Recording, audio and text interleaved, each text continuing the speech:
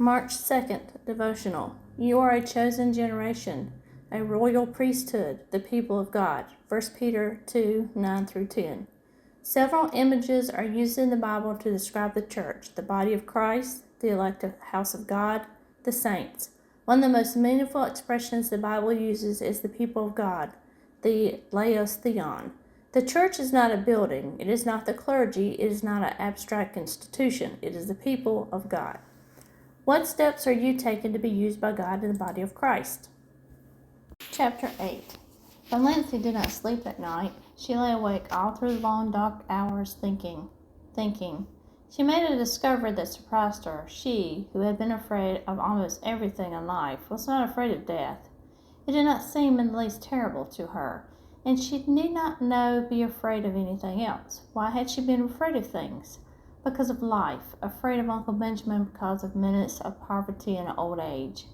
But now she would never be old, neglected, tolerated, afraid of being an old maid all her life, but now she would not be an old maid very long.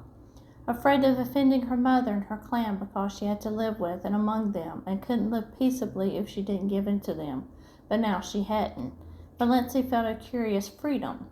But she was still horribly afraid of one thing, the fuss the whole jamboree of them would make when she told them. Valencia shuddered at the thought of it. She couldn't endure it. Oh, she knew so well how it would be. First there would be indignation, yes, indignation on the part of Uncle James because she had gone to a doctor, any doctor, without consulting him. Indignation on the part of her mother for being so sly and deceitful to your own mother, Doss. Indignation on the part of the whole clan because she had not gone to Dr. Marsh. Then would come the solicitude. She would be taken to Dr. Marsh, and when Dr. Marsh confirmed Dr. Trent's diagnosis, she would be taken to specialists in Toronto and Montreal. Uncle Benjamin would fit the bill with a splendid gesture of munificence, and thus assisting the widow and orphan, and talk forever after the shocking fees specialists charged for looking wise and saying they couldn't do anything. And when the specialist could do nothing for her, Uncle James would insist on her taking the purple pills. I would know them to effect a cure when all doctors had given up, and her mother would insist on Redfern's blue bitters, and Cousin Stickles would insist on rubbing her over the heart every night with Redfern's liniment, on the grounds that it might do good and couldn't do harm. And everybody else would have some pet dope for her to take. Dr. Stalling would come to her and solemnly say, "You are very ill. Are you prepared for what might not be before you?" Almost as if he were going to shake his forefinger at her, the forefinger that had not grown any shorter or less knobbly with age. And she would be watched and checked like a baby and never let do anything or go anywhere alone. Perhaps she would not even be allowed to sleep alone lest she died in her sleep. Cousin Stickles or her mother would insist on sharing her room and bed. Yes, undoubtedly they would. It was this last thought that would really decided Valencia she could not put up with it, and she wouldn't. As the clock in the hall struck 12, Valencia suddenly definitely made up her mind that she would not tell anybody. She had always been told, ever since she could remember, that she must hide her feelings. It is not ladylike to have feelings, Cousin Stickles had once told her disapprovingly, when she would hide them with a vengeance. But though she was not afraid of death, she was not indifferent to it. She found that she resented it. It was not fair that she should have to die when she had never lived. Rebellion flamed up in her soul as dark hours passed by, not because she had no future, but because she had no past. I'm poor, I'm ugly, I'm a failure, and I'm near death, she thought. She could see her own obituary notice in the Deerwood Weekly Times, copied into the Port Lawrence Journal. A deep gloom was cast over Deerwood, etc., etc. Leaves a large circle of friends to mourn, etc., etc. Lies, all lies. Gloom, forsooth. Nobody would miss her. Her death would not matter a straw to anybody. Not even her mother loved her. Her mother, who had been so disappointed that she was not a boy, or at least a pretty girl. Valencia reviewed her whole life between midnight and the early spring dawn. It was a very drab existence, but here and there an incident loomed out with a significance out of all proportion to its real importance. These incidents were all unpleasant in one way or another. Nothing really pleasant had ever happened to Valencia. I never had one wholly happy hour in my life, not one, she thought. I've just been a colorless novelty. I remember reading somewhere that there is an hour in which a woman might be happy all her life if she could but find it. I would never find my hour, never, never, and I never will now. If I could only have that hour, I'd be willing to die. Those significant incidents kept bobbing up in her mind like unbidden ghosts without any sequence of time or place. For instance, that time when at 16 she had blued a tubful of clothes too deeply, and the time when at 8 she had stolen some raspberry jam from Ellington's pantry. Valency never heard the last of those two misdemeanors. At almost every clan gathering they were raked up against her as jokes. Uncle Benjamin hardly ever missed retailing the raspberry jam incident. He had been the one to catch her face all stained and streaked. I have really done so few bad things that I have to keep harping on the old one, she thought. Why, I've never even had a quarrel with anyone. I haven't an enemy. What a spineless thing I might be not to have one enemy. There was that incident of the dust pile at school when she was 7. Valency always recalled it when Dr. Stone referred to the text, "To him that half shall be given, and from him that half not shall be taken, even that which he hath." Other people might puzzle over that text, but it never puzzled Valency. The whole relationship between herself and Olive, dating from the day of the dust pile, was a commentary on it. She had been going to school a year, but now Olive, who was a year younger, had just begun and had about all her glamour of a new girl, an exceedingly pretty girl at that. It was at recess, and all the girls, big and little, were out on the road in front of the school making dust piles. The aim of each girl was to have the biggest pile. Valency was good at making dust piles. There was an art in it, and she had secret hopes of leading. But Olive, working off by herself, was suddenly discovered to have a larger dust pile than anybody. Valency felt no jealousy. Her dust pile was quite big enough to please her. Then one of the older girls had an inspiration. "Let's all put our dust on Olive's pile and make a tremendous one," she explained. Frenzy seemed to seize the girls. They swooped down on the dust piles with pails and shovels, and in a few seconds Olive's pile was a veritable pyramid. In vain Valency, with scrawny, outstretched little arms, tried to protect hers. She was ruthlessly swept aside, her dust pile scooped up and poured on Olive's. Valency turned away resolutely and began building another dust pile. Again a bigger girl pounced on it. Valency stood before it, flushed, indignant, arms outspread. "Don't take it," she pleaded. "Please don't take it." "But why?" demanded the older girl. "Why won't you help build Olive's bigger?" "I want my own little dust pile," said Valency piteously. Her plea went unheeded. While she argued with one girl, another scraped up her dust pile. Valency turned away, her heart swelling, her eyes full of tears. "Jealous. You're jealous," said the girls mockingly. "You were very selfish," said her mother coldly when Valency told her about it at night. That was the first and last time Valency had ever taken off her troubles to her mother. Valency was neither jealous nor selfish. It was only that she wanted a dust pile of her own, small or big, mattered not. A team of horses came down the street. Olive's dust pile was scattered over the roadway. The bell rang. The girls trooped into school and forgot the whole affair before they reached their seats. Valency never forgot it. To this day she resented it in her secret soul. But was it not symbolic of her life? "I've never been able to have my own dust pile," thought Valency. The enormous red moon she had seen rising at the end of the street one autumn evening of her 6th year. She had been sick and cold with the awful uncanny horror of it. So near to her, so big. She had run in trembling to her mother, and her mother had laughed at her. She had gone to bed and hidden her face under the clothes in terror lest she might look at the window and see that horrible moon glaring in at her through it. The boy who tried to kiss her at a party when she was 15, she had not let him. She had evaded him and run. He was the only boy who would ever try to kiss her. Now, 14 years later, Valency found herself wishing that she had let him. This time she had been made to apologize to Olive for something she hadn't done. Olive had said that Valency had pushed her into the mud and spoiled her new shoes on purpose. Valency knew she hadn't. It had been an accident, and even that wasn't her fault, but nobody would believe her. She had to apologize and kiss Olive to make up. The injustice of it burned in her soul tonight. That summer, when Olive had the most beautiful hat trimmed with creamy yellow net with a wreath of roses and little ribbon bows under the chin. Valency had wanted a hat like that more than she'd ever wanted anything.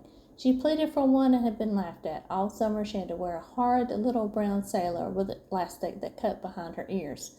None of the girls would go around with her because she was so shabby. Nobody but Olive. People had thought Olive so sweet and unselfish. I was an excellent foil for her, thought Valency. Even then she knew that. Valency had tried to win a prize for attendance in Sunday school once, but Olive won it. There were so many Sundays Valency had to stay home because she had colds. She once tried to say a piece in school one Friday afternoon and broke down in it. Olive was a good reciter and never got stuck. That night she had spent in Port Lawrence with Aunt Isabel when she was 10. Byron Sterling was there from Montreal, 12 years old, conceited, clever. At family prayers in the morning, Byron had reached across and given Valencie's thin arm such a savage pinch that she screamed out with pain. After prayers were over, she was summoned to Aunt Isabel's bar of judgment. But when she said Byron had pinched her, Byron denied it. He said she cried out because the kitten scratched her. He said she had put the kitten up on her chair and was playing with it when she should have been listening to Uncle David's prayer. He was believed. In the Sterling clan, the boys were always believed before the girls. Valencie was sent home in disgrace because of her exceeding bad behavior during family prayers, and she was not asked to Aunt Isabel's again for many moons. The time cousin Betty Sterling was married, somehow Valencie got wind of the fact that Betty was going to ask her to be one of the bridesmaids. Valencie was secretly uplifted. It would be a delightful thing to be a bridesmaid, and of course she would have a new dress for it, a pretty new dress, a pink dress. Betty wanted her bridesmaids to dress in pink, but Betty had never asked her after all. Valencie couldn't guess why, but long after her secret tears of disappointment had been dried, Olive told her. Betty, after much consultation and reflection, had decided that Valencie was too insignificant. She would spoil the effect. That was 9 years ago, but Valencie caught her breath with the old pain and sting of it. That day in her 11th year, when her mother had badged her into confessing something she had never done, Valencie had denied it for a long time, but eventually, for peace' sake, she had given in and pled guilty. Mrs. Frederick was always making people lie by pushing them into situations where they had to lie. Then her mother had made her kneel down on the parlor floor between herself and Cousin Stickles and say, "Oh God, please forgive me for not speaking the truth." Valencie had said it, but as she rose from her knees, she muttered, "But oh God, you know I did speak the truth." Valencie had not heard of Galileo, but her faith was similar to his. She was punished just as severely as if she had confessed and prayed. The winter she went to dancing school. Uncle James had decreed that she should go and had paid for her lessons. How she looked forward to it, and how she had hated it. She had never had a volunteer partner. The teacher always had to tell some boy to dance with her, and generally he had been sulky about it. Yet Valencie was a good dancer, as light on her feet as thistledown. Olive, who never liked eager partners, was heavy. The affair of the button string when she was 10. All the girls in the school had button strings. Olive had a very long one, and with a great many beautiful buttons. Valencie had one. Most of the buttons on it were very commonplace, but she had 6 beauties that had come off Grandmother Sterling's wedding gown, sparkling buttons of gold and glass, much more beautiful than any Olive had. Their possession conferred a certain distinction on Valencie. She knew every little girl in school envied her the exclusive possession of those beautiful buttons. When Olive saw them on the button string, she had looked at them narrowly, but said nothing then. The next day, Aunt Wellington had come to Elm Street and told Mrs. Frederick that she thought Olive should have some of those buttons. Grandmother Sterling was just as much as Wellington's mother as Frederick's. Mrs. Frederick had agreed amiably. She could not afford to fall out with Aunt Wellington. Moreover, the matter was of no importance whatever. Aunt Wellington carried off 4 of the buttons, generously leaving 2 for Valencie. Valencie had torn these from her string and flung them on the floor. She had not yet learned that it was unladylike to have feelings, and had been sent supperless to bed for the exhibition. The night of Margaret Blunt's party, she had made such pathetic efforts to be pretty that night. Rob Walker was to be there 2 nights before, on the moonlit veranda of Uncle Herbert's cottage at Mistwas. Rob had seemed attracted to her. At Margaret's party, Rob had never asked her to dance, did not notice her at all. She was a wallflower, as usual. That, of course, was years ago. People in Deerwood had long since given up inviting Valencie to dances, but to Valancie's, its humiliation and disappointment were of the other day. Her face burned in the darkness as she recalled herself sitting there with her pitifully crimped, thin hair and cheeks she had pinched for an hour before coming, in an effort to make them red. All that came of it was a wild story that Valencie Sterling was rouged at Margaret Blum's party. In those days in Deerwood, that was enough to wreck your character forever. It did not wreck Valancie's or even damage it. People knew she couldn't be fast if she tried. They only laughed at her. "I've had nothing but a second-hand existence," decided Valencie. "All the great emotions of life have passed me by. I never even had a grief. And have I ever really loved anybody? Do I really love Mother? No, I don't. That's the truth. Whether it's disgraceful or not, I don't love her. I've never loved her. What's worse, I don't even like her. So I don't know anything about any kind of love. My life has been empty, empty. Nothing is worse than emptiness. Nothing. Valancy ejaculated the last nothing aloud passionately. Then she moaned and stopped thinking about anything for a while. One of her attacks of pain had come on. When it was over, something had happened to Valancy. Perhaps the culmination of the process that she'd been going in her mind ever since she had read Dr. Trent's letter. It was 3 o'clock in the morning, the wisest and most accursed hour of the clock, but sometimes it sets us free. I've been trying to please other people all of my life and failed, she said. After this, I shall please myself. I shall never pretend anything again. I've breathed an atmosphere of fibs and pretenses, evasions all my life. What a luxury it would be to tell the truth. I may not be able to do much that I want to do, but I won't do another thing that I don't want to. Mother can pout for weeks. I shan't worry over that. Despair is a free man, hope is a slave. Valancy got up and dressed with a deepening of that curious sense of freedom. When she had finished with her hair, she opened the window and hurled the jar of potpourri over the next lot. It smashed gloriously against the schoolgirl complexion of the old carriage shop. I'm sick of fragrance of dead things, said Valancy.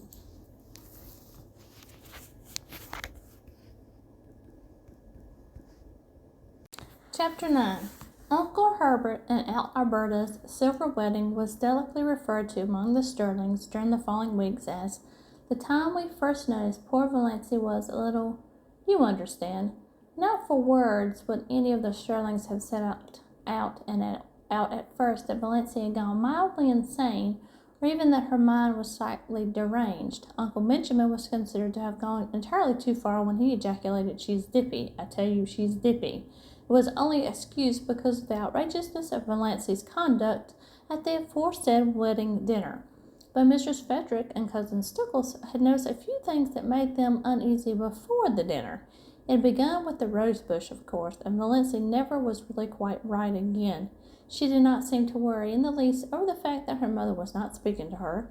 You would never suppose she noticed it at all. She had flatly refused to take either purple pills or Redfern's bitters.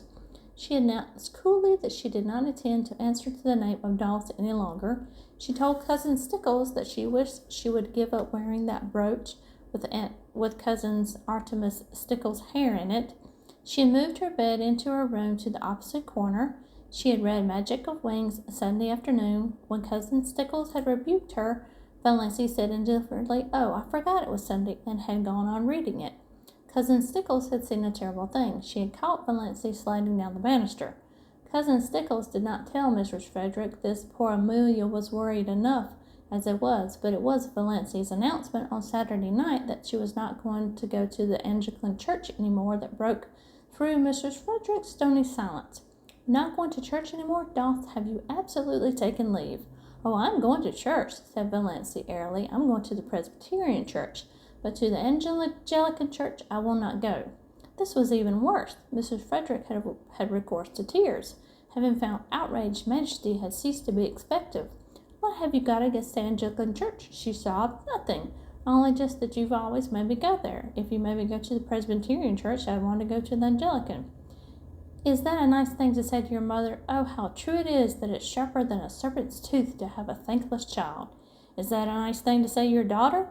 said an unrepentant Valancy. So Valancy's behavior at the silver wedding was not quite the surprise to Mrs. Frederick and Christine Stickles that it was to the rest. They were doubtful about the wisdom of taking her, but concluded it would make talk if they didn't. Perhaps she would behave herself, and so far no outsiders suspected that there was anything queer about her. But a special mercy of Providence, it had poured torrents Sunday morning, so Valancy had not carried out her hideous threat of going to the Presbyterian church. Valancy would not have cared in the least if they had left her at home. These family celebrations were all hopelessly dull, but the Sterlings always celebrated everything. It was a long-established custom. Even Mrs. Frederick gave a dinner party on her wedding anniversary, and Cousin Stickles had friends in to supper on her birthday. Valancy hated these entertainments because they had to pinch and save and contrive for weeks afterwards to pay for them. But she wanted to go to the silver wedding. It would hurt Uncle Herbert's feelings if she stayed away, and she rather liked Uncle Herbert. Besides, she wanted to look over all her relatives from her new angle. It would be an excellent place to make public her Declaration of Independence if occasion offered. "Put on your brown silk dress," said Mrs. Sterling, as if there were anything else to put on. Valancy had only one festive dress. That was a snuffy brown silk Aunt Isabel had given her, and Isabel had decreed that Valancy should never wear colors that did not become her. When she was young, they allowed her to wear white, but that had been tacitly dropped for some years. Valancy put on the brown silk. It had a high collar and long sleeves. She never had a dress with a low neck and elbow sleeves, although they had been worn even in Deerwood for over a year. But she did not do her hair pompadour. She knotted it on her neck, pulled it out over her ears. She thought it became her, only the little knot was so absurdly small. Mrs. Frederick visited the hair, but said it was wisest to say nothing on the eve of the party. It was so important that Valancy should keep in good humor, if possible, until it was over. Mrs. Frederick did not reflect that this was the first time in her life that she had thought it necessary to consider Valancy's humors. But when then, Valancy had never been quite queer before. On the way to Uncle Herbert's, Mrs. Frederick and Cousin Stickles walking in front, Valancy trotting meekly along behind, roaring Abel drove past them, drunk as usual, but not in the roaring stage, just drunk enough to be excessively polite. He raised his disreputable old tartan cat with the air of a monarch saluting his subjects and swept them a grand bow. Mrs. Frederick and Cousin Stickles dared not cut Roaring Abel altogether. He was the only person in Deerwood who could be got to do odd jobs of carpeting and repairing when they needed them to be done, so it would do not to offend him, but they responded with only the stiffest, slightest of bows. Roaring Abel must be kept in his place. Valancy behind them did a thing they were fortunately spared seeing. She smiled gaily and waved her hand to Roaring Abel. Why not? She had always liked the old sinner. He was such a jolly, picturesque, unashamed reprobate who stood out against the drab respectability of Deerwood and its customs like a red flag of revolt and protest. Only a few nights ago, Abel had gone through Deerwoods in the wee smudge, shouting oaths at the top of his stentorian voice, which could be heard for miles, and lashing his horse into a furious gallop as he tore along prim, proper Elm Street. "Yelling and blaspheming like a fiend," shuddered Cousin Stickles at the breakfast table. "I cannot understand why the judgment of the Lord has not fallen upon the man long ere this," said Mrs. Frederick petulantly, as though Providence was very dilatory and ought to have had a gentle reminder. "He'll be picked up dead some morning. He'll fall under his horse's hoofs and be trampled to death," said Cousin Stickles reassuringly. Valancy had said nothing, of course, but she wondered to herself if Roaring Abel's periodic sprees were not his futile protests against the poverty and drudgery and monotony of his existence. She went on dream sprees in her blue castle. Roaring Abel, having no imagination, could not do that. His escapes from reality had to be concrete. So she waved at him today with a sudden fellow feeling, and Roaring Abel, not too drunk to be astonished, nearly fell off his seat in his amazement. By this time they had reached Maple Avenue and Uncle Herbert's house, a large, pretentious structure peppered with meaningless bay windows and excrete porches. A house that always looked like a stupid, prosperous, self-satisfied man with warts on his face. "A house like that," said Valancy solemnly, "is a blasphemy." Mrs. Frederick was shaken to her soul. What had Valancy said? Was it profane or only just queer? Mrs. Frederick took off her hat in Aunt Alberta's spare room with trembling hands. She had one more feeble attempt to avert disaster. She held Valancy back on the landing as Cousin Stickles went downstairs. "Won't you try to remember your old lady?" she pleaded. "Oh, if there were only hope of it being able to forget it," said Valancy wearily. Mrs. Frederick felt that she had not deserved this from Providence.